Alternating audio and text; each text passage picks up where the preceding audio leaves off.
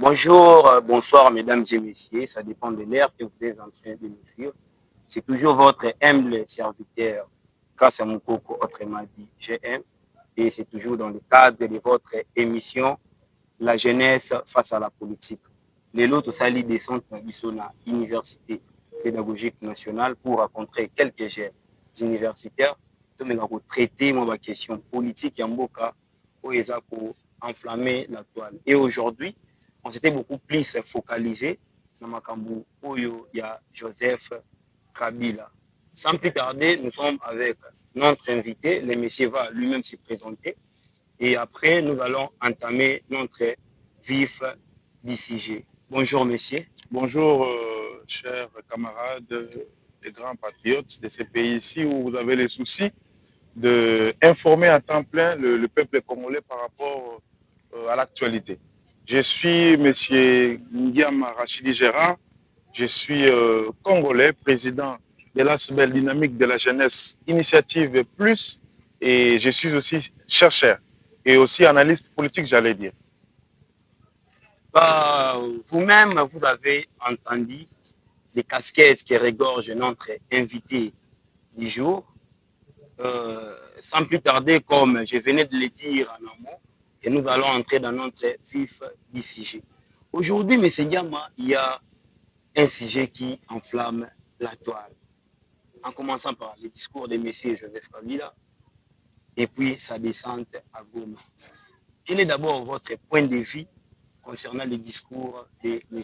Joseph Kabila? Point de vue par rapport au discours à Kabila, point clé pour y retenir par rapport à l'adresse à Joseph Kabila à la nation, d'abord, il faut analyser le discours du début à la fin. Et puis, ces propositions, soi-disant propositions, selon eux, analyser yango. Mais moi, personnellement, mais je vais essayer d'analyser les non-dits, ce que Kabila n'a pas dit. Et le Kaliboso, Kabila ne pouvait pas s'adresser à la nation. Azali sous na qualité de s'adresser à la nation. Seul qui peut s'adresser à la nation juridiquement et selon l'ordre protocolaire, c'est le président de la République, chef de l'État en place. C'est lui.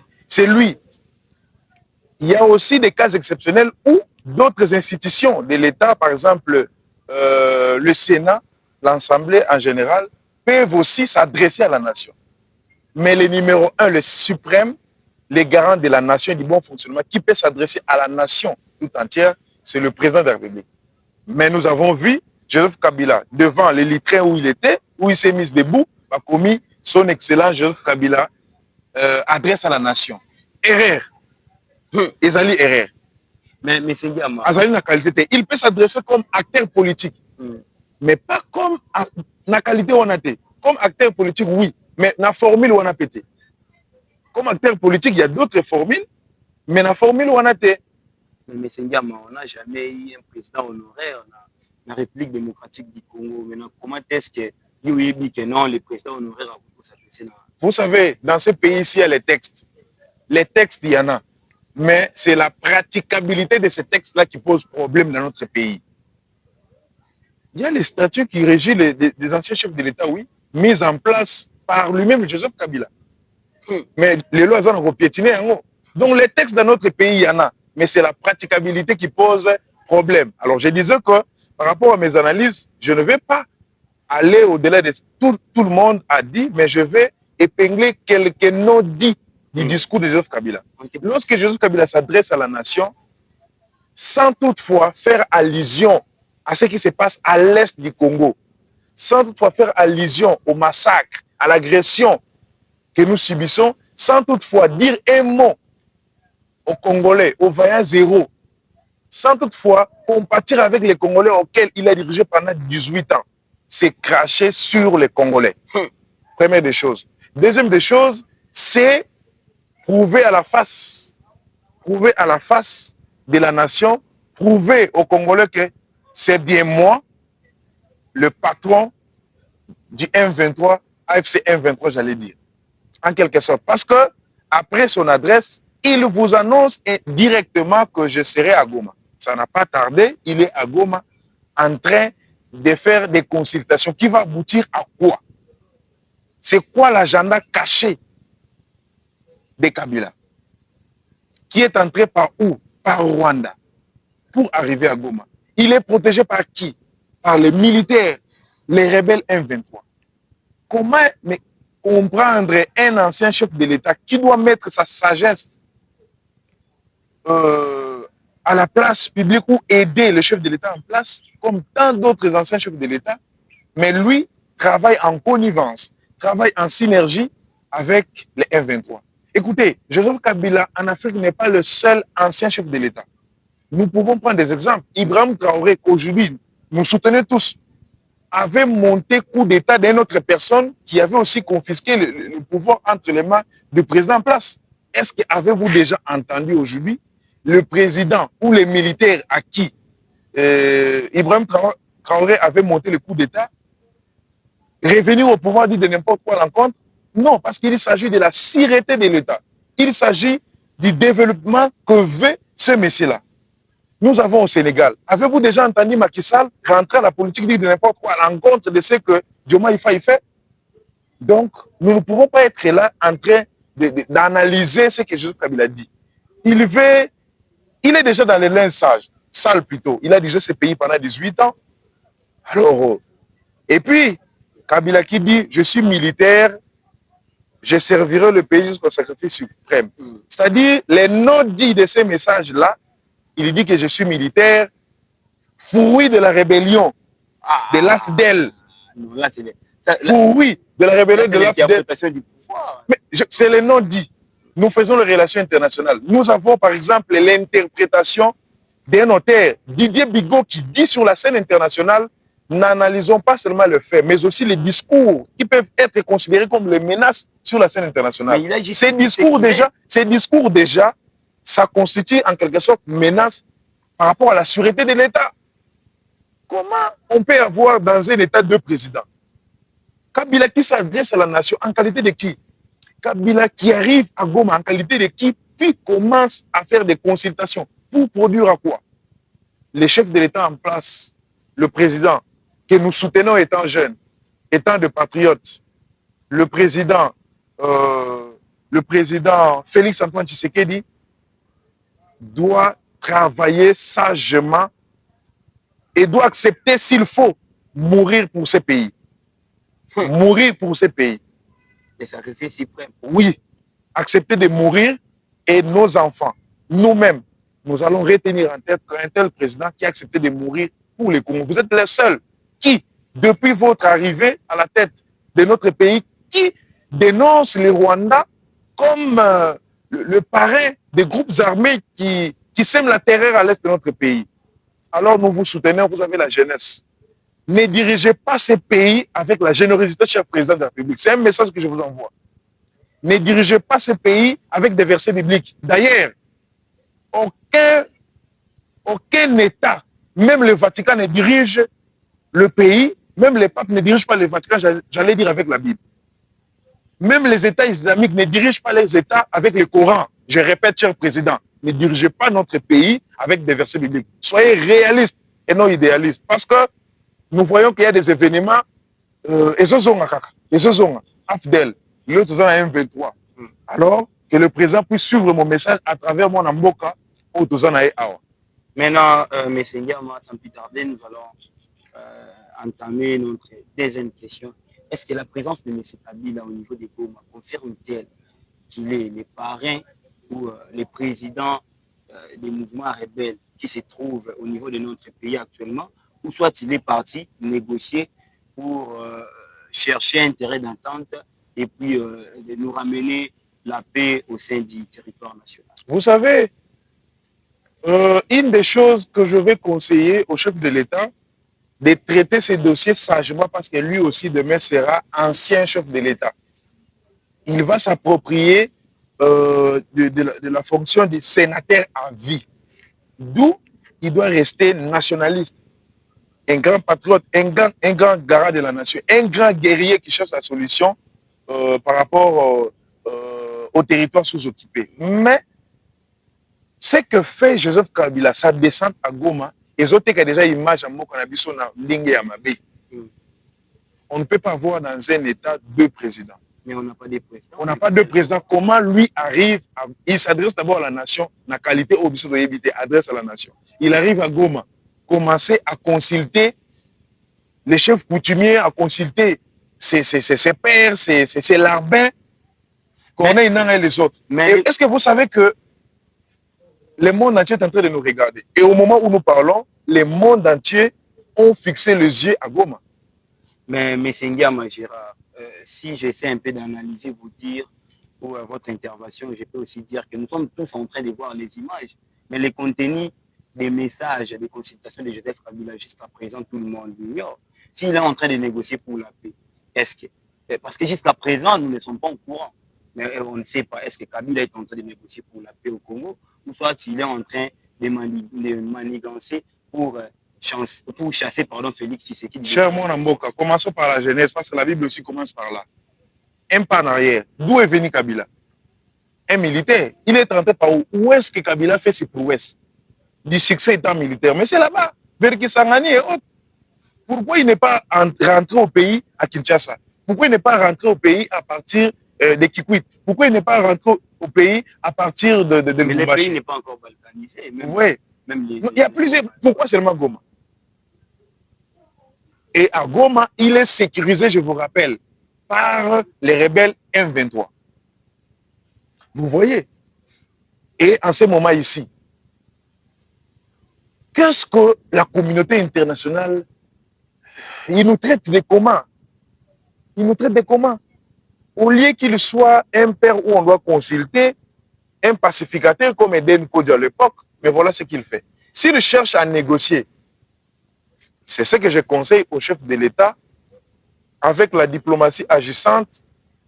Aujourd'hui, le Rwanda est secoué, cher président de la République, chef de l'État, mais aussi, n'espérons pas aussi à 100% aux négociations, mais revoyez aussi en interne. Moi, je pense que donner la chance aux opposants, par exemple, Fayoulou, qui sollicite un dialogue de tous les Congolais, où nous aurons, j'ouvre une parenthèse, où nous aurons deux sortes d'opposition. Opposition non armée et opposition armée. Nous aurons la société civile, nous aurons les groupes rebelles déjà, ils sont considérés comme les gens de l'opposition armée, et nous auront les membres du gouvernement et autres.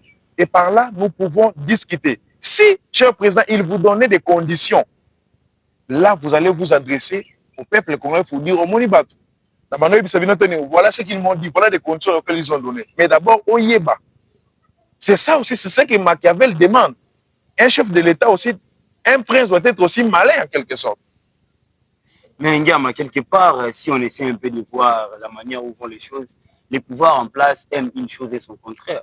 Parce qu'en ce net moment, tout le monde est au courant, bon, entre guillemets, parce que moi je n'affirme pas que Kabila est les présidents ou les parrains des groupes rebelles au sein de notre pays. Mais pourquoi aller négocier avec d'autres personnes tout en sachant très bien que c'est Kabila qui parraine ces groupes armés? Vous ne voyez pas que vous aimez une chose et son contraire? Non, écoutez, le président de la République, lorsqu'il dit à travers un média où il était à l'étranger que Joseph Kabila, le président honoré, est le parrain, l'AFC Nanga, c'est lui. C'est-à-dire qu'il a des informations. Le président de la République avait des informations. Mais c'est lui qui gère tout. Il a des informations. Et aujourd'hui, nous continuons, ou bien nous voyons des effets. Nous voyons des faits plutôt de ce que le président avait dit. Et pour ne pas aimer une chose de son contraire, moi je conseillerais ceci au chef de l'État d'accepter le projet ou les pactes proposés par l'Église catholique, Senko et SCC, de les écouter d'abord, réunir tous les Congolais. Réunir tous les Congolais, parce que nous devons vendre aussi une image digne à l'interne pour que notre pays puisse aller de l'avant. Donc aujourd'hui, quelque part, vous commencez à donner raison à la Mouka, parce que dès le début de cette histoire, la Mouka et les partis politiques décidaient de chercher des voies et moyens pour mettre tous les Congolais autour d'une même. Je ne donne pas raison totalement, parce que dans ces pays-ci, les mots négociation, les mots dialogue, les mots forum, tout ça a répété plusieurs fois depuis 1960 jusqu'à aujourd'hui. Et les centres de ces dialogues, de ces forums, de ces, je ne sais moi, cadres ou quoi, les centres, c'est quoi? Les partages des pouvoirs. Partage du gâteau. Partage des gâteaux. Alors, parce que le président de la République voulait d'abord rester focus à négocier pour que notre pays puisse avoir une considération sur la scène internationale. Nous voyons aujourd'hui la diplomatie nous ramener à ce sens-là. D'où je conseille au président de la République, comme je suis en train de le répéter déjà 3 fois, qu'il puisse aussi travailler en interne à travers un dialogue qui va réunir tous les Congolais pour redéfinir. Parce qu'aujourd'hui, nous voyons que les enjeux actuels transforment du jour au jour, se transforment du jour au jour en vitesse. D'où chaque État travaille en interne aussi pour avoir une certaine considération sur la scène internationale. Monsieur Ndiama, que dire si ce n'est pas peut-être te dire merci par rapport à la manière dont vous êtes en train d'argumenter et aujourd'hui vous êtes en train d'éclaircir l'opinion concernant cette situation qui enflamme la toile au sein de notre pays. Et vous, vous êtes internationaliste et politologue de formation. Mais quelque part, vous ne voyez pas que notre diplomatie n'est pas agissante. Parce que depuis le début de cette histoire, c'est les présidents qui partent de gauche à droite pour chercher des négociations. Est-ce que dans ces pays, nous n'avons pas de diplomates pour aller chercher des négociations et puis gagner peut-être cette bataille qui devient de plus en plus dure sur la voie qui est diplomatique? Le problème, c'est là où nous demandons au président de la République, chef de l'État, par rapport au gouvernement de l'Union nationale, qui sera peut-être promulgué bientôt, de revoir les castings. Le président de la République veut ramener notre État à un niveau considéré sur la scène internationale. Écoutez, nous avons un notaire que j'aime bien, sa théorie, il s'appelle Immanuel Wallerstein. Dans sa théorie, cet auteur dit que le monde est divisé en 3 zones. Nous avons le centre, nous avons le semi-périphérique, nous avons le périphérique. Et le centre, nous voyons les États qui sont puissants, nous voyons les grandes puissances. Et au niveau de la zone semi-périphérique, nous voyons des États qui jouent l'intermédiaire entre le périphérique, les pays faibles et le centre. Et là, nous pouvons citer en Afrique, par exemple, l'Égypte, l'Afrique du Sud, l'Angola. Et il y a nous, comme le Congo, je peux dire en Afrique, parmi les États qui sont dans la zone périphérique. D'où il faut travailler en interne pour qu'on soit aussi considéré sur la scène. Il faut travailler en interne. Donc, d'où le président a un problème de casting, d'où nous les conseillons de voir. Par exemple, avec Thérèse Mouchikiwa, Thérèse Kaïkwamba, ministre des Affaires étrangères, nous la félicitons. Et elle mérite d'être là. D'où les autres diplomates doivent s'approprier de la politique étrangère que veut le président de la République pour que notre État puisse aussi avoir un niveau considérable, s'il vous plaît. C'est ce que nous lui demandons. Quelque part, vous affirmez que le président n'a pas des collaborateurs qui sont un peu vifs, en quelque sorte. Mais oui, nous voyons. Vous savez, chaque institution, chaque ministère est une réponse à une question. Lorsque nous parlons, par exemple, du ministère des Genres et Familles, que fait ce ministère? Ce ministère a comme quel apport ou quel impact sur les familles, sur les genres? D'où déjà, ce sont des ministères budgétivores qu'il faut supprimer ou bien qu'il faut mettre en annexe, en annexe d'un autre ministère. Donc, il y a plusieurs ministères qui ne donnent pas solution. Nous avons le ministère des infrastructures, zéro trou. Les lots trou, ils sont partout. Partout, ils sont partout. Zéro trou. Kinshasa, zéro trou. Kinshasa, Kobonga. C'est la politique du gouverneur de Kinshasa que je salue en passant. Mon amboka Daniel Bumba. Maboulou, ils sont partout. C'est question d'avoir des ministres capables de travailler jour et nuit pour donner solution aux questions. Lorsque vous êtes ministre, au lieu d'avoir l'intelligence de vomir ces ministères et donner des réponses, mais le ministère est en train de vous vomir, d'où il faut qu'on puisse vous mettre à la porte. Mais par rapport aux investigations d'autres Congolais, il y a aussi l'institution président de la République qui est tellement budgétivore jusqu'à consommer au-delà de 500 000 $ le jour.